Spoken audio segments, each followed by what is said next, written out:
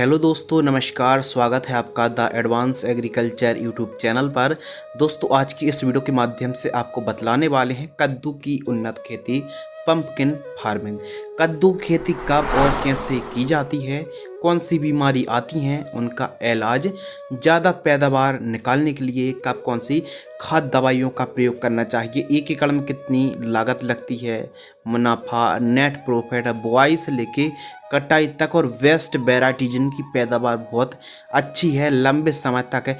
इन variety की जो पत्ते हरे भरे रहते, पैदावार काफ़ी लंबे समय तक मिलती है। तो वे कौन सी वैरायटी हैं, कौन सी सावधानी रखनी चाहिए, तो इस वीडियो को बिना स्किप किए वीडियो को पूरा वॉच करें। चलिए शुरू करते हैं। सबसे पहले दोस्तों बात करते हैं टाइमिंग। तो बरसात के लिए जून जुलाई का जो समय है, मंथ है, काफ़ी बढ़िया है। गर्मियों के लिए फरवरी से मार्च के मध्य दोस्तों आप कद्दू की बुआई कर सकते हैं। भूमि, सभी प्रकार की भूमि पर आप कद्दू की खेती कर सकते हैं और इसके लिए जो टेम्परेचर है मिनिमम 15 से 16 और अधिकतम 35 से 36 डिग्री सेल्सियस काफ़ी उचित माना जाता है। इसके अलावा फ्लावरिंग स्टेज पर जो औसत टेम्परेचर की आवश्यकता पड़ती है लगभग 28 से लेकर दोस्तों 38 के मध्य चल जाता है। खेत की तैयारी के ऊपर बात करें तो नॉर्मल तरीके से आप प्लोविंग कराएं, 1 से 2 बार कल्टीवेटर, दगफेट, तोता हल से दोस्तों आपको ठीक तरीके से प्लोविंग करा लेना है। और मिट्टी को भुरभुरी कराने वाले यंत्र जैसे रोटावेटर है, हैरो की मदद से ठीक तरीके से मिट्टी को भुरभुरी करा लीजिए। उत्तम जल निकास का प्रबंध दोस्तों होना बहुत ज़्यादा ज़रूरी है और खेत की चारों साइड साफ सफाई होना चाहिए। यदि जंगली जानवर परेशान करते हैं दोस्तों तो इसके लिए तारबंदी भी होना बहुत ज़्यादा ज़रूरी है।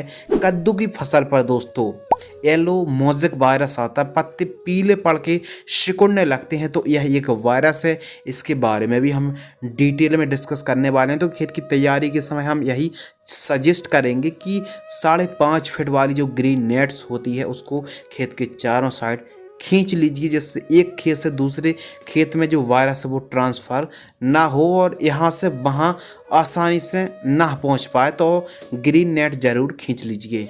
उन्नतशील किस्मों के ऊपर दोस्तों बात करते हैं। काफ़ी अच्छा उत्पादन देने वाली जो वैरायटी हैं, विनायक की पंपकिन लॉन्ग F1 के नाम से आती है। इसके अलावा VNR P6 के नाम से आती है, महिको की माही 3 के नाम से आती है और वहीं दोस्तों ईस्ट वेस्ट की अर्जुन के नाम से आती है, VNR की जंबो F1 और साइनी की निर्वना के नाम से आती है। इसके अलावा दोस्तों डॉक्टर सीड्स की विराट के नाम से आती है। तो इन वैरायटी को आप लगा सकते हैं। खासकर डॉक्टर सीड्स की जो विराट है, ईस्ट वेस्ट की अर्जुन है और महिको की माही 3 और विनायक की पंपकिन लॉन्ग F1 के नाम से जो वैरायटी आती है, इनका उत्पादन बहुत अच्छा है, बढ़िया है। प्रति एकड़ सीड्स के ऊपर बात करें, यदि आप साधारण तरीके से खेती कर रहे हैं तो 800 ग्राम से लेकर 1 किलोग्राम सीड्स की आवश्यकता पड़ सकती है।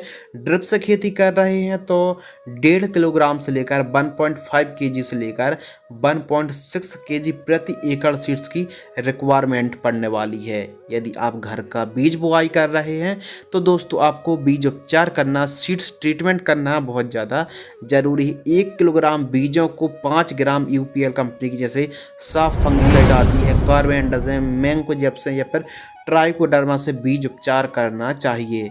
बेसल डोज जब आप बुआई कर रहे हो तो उस समय DAP 50 kilo, SSP 50 kilo, powder form वाली MOP 25 किलो और गोबर की खाद कम से कम 2 ट्रॉलियन सभी को मिक्स करके जहां पर आप बुआई कर रहे हैं वेट विधि से खेती करना चाहिए। इससे पैदावार बढ़ती है दोस्तों। तो बेड के ऊपर दे करके आपको ठीक तरीके से बेड प्रिपरेशन कराना चाहिए और बेड मेकर है फिर बेड ड्राइजर से आपको बेड तैयार कराना चाहिए। बेड की चौड़ाई 2.5 फीट, बेड से बेड की दूरी 6 फीट और बेड की ऊंचाई 1 फीट रखनी चाहिए। ड्रिप एरीगेशन के ऊपर दोस्तों बात करते हैं तो 16 mm इनलाइन ड्रिप को आप बिछवा सकते हैं। बुआई के ऊपर बात करें तो प्रति गड्ढा 2-2 बीजों की डायरेक्ट फील्ड पर आपको बुआई करनी चाहिए। प्लांट डिस्टेंस के ऊपर दोस्तों बात करते हैं तो पौधे से पौधे की दूरी यानी बीज से बीज की दूरी 3 फीट रखनी चाहिए। लान से लान की दूरी 6 फीट रखनी चाहिए। सिंचाई के ऊपर बात करें तो गर्मियों के दिनों पर 7 से 8 दिनों के अंतराल पर सिंचाई करनी चाहिए।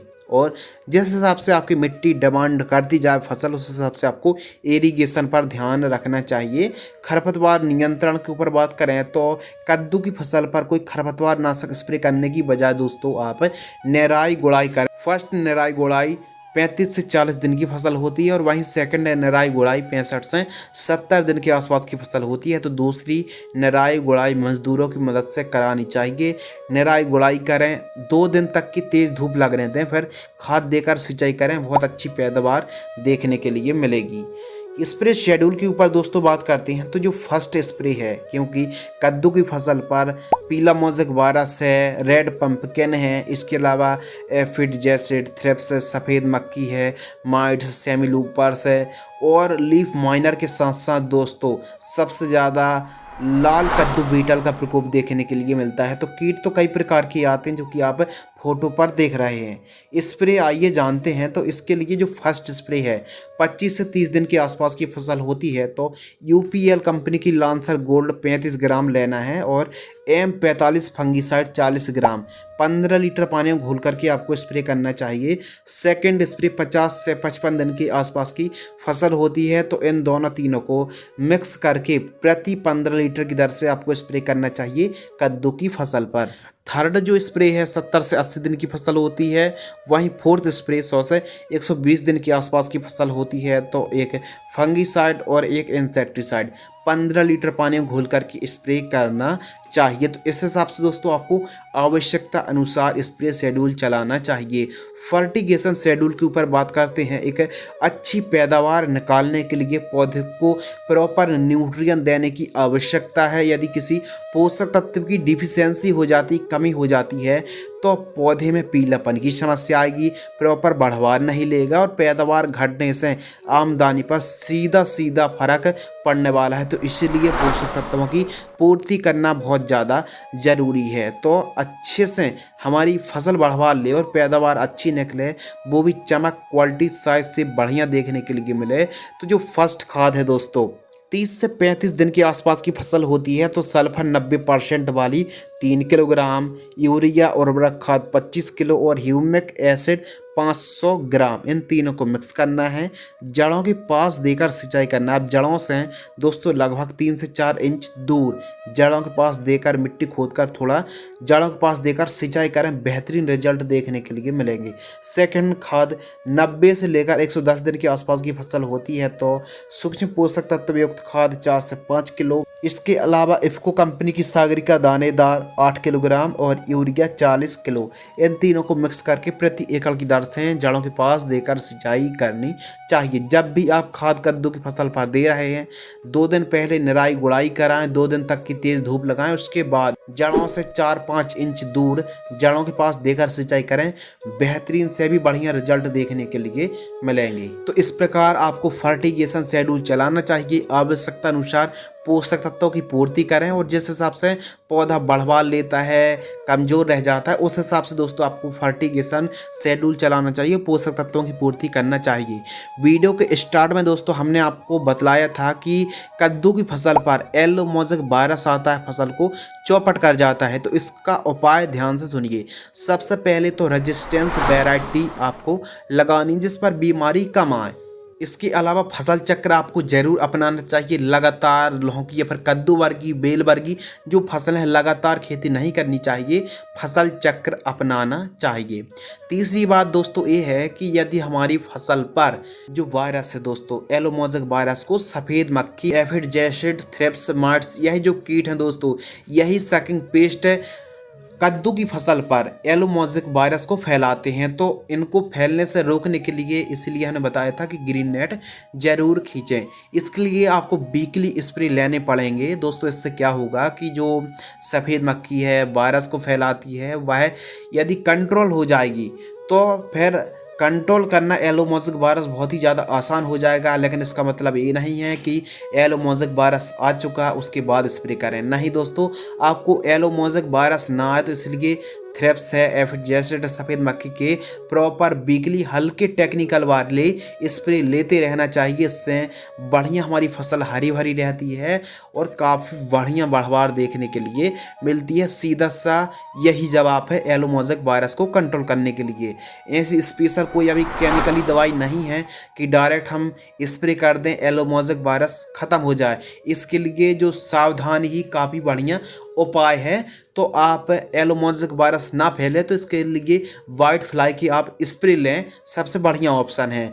लाइफ साइकिल के ऊपर दोस्तों बात करते हैं तो कद्दू की फसल 4 महीने के आसपास की फसल है। 120 से 130 दिन के आसपास का समय लग जाता है। उत्पादन के ऊपर बात करें तो 1 एकड़ में 300 से 400 क्विंटल पैदावार दोस्तों आप 1 एकड़ से कद्दू की फसल से निकाल सकते हैं। लागत 1 एकड़ में 25 से 30 हज़ार रुपये के आसपास लागत लगती है।